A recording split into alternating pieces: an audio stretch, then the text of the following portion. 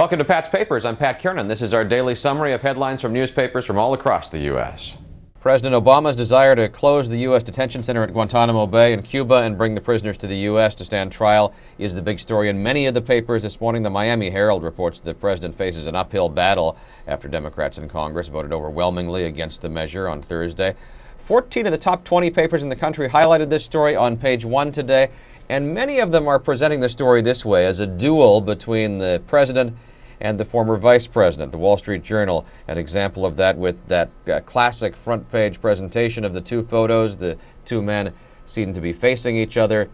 Dick Cheney on one side, Barack Obama on the other. The Washington Post gets into Dick Cheney's vocal opposition on its editorial page.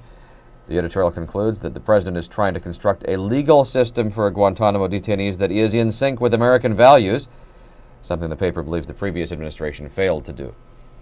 Well, we know that change has been a key word in the Obama campaign, but the Wall Street Journal says the president's bringing that idea to something other than health care reform or the credit card business. He's changing the art on the walls of the White House.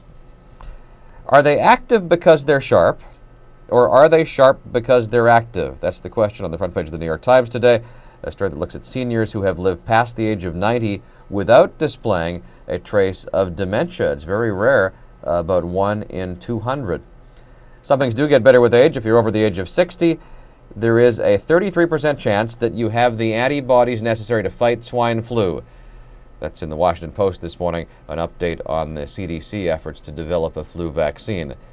Following astronaut Michael Massimino's Twitter updates during a recent Hubble telescope repair mission, the Orlando Sentinel has a question. Are these space tweets cheats?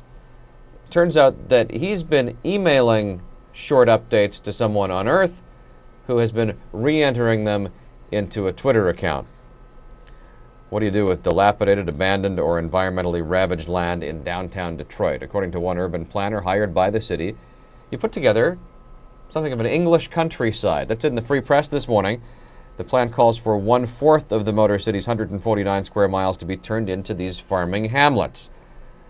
Finally, his success is written all over his face, says the LA Times, but can Jack Passion, the owner of the world's fullest beard, defend his title at the World Beard and Mustache Championships this weekend in Anchorage?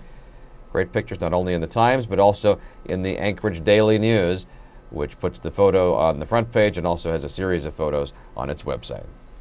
We do this every day at patspapers.com. If you go to the main page on our website, you will find links to all of these stories, which will take you to read them at the individual newspaper websites.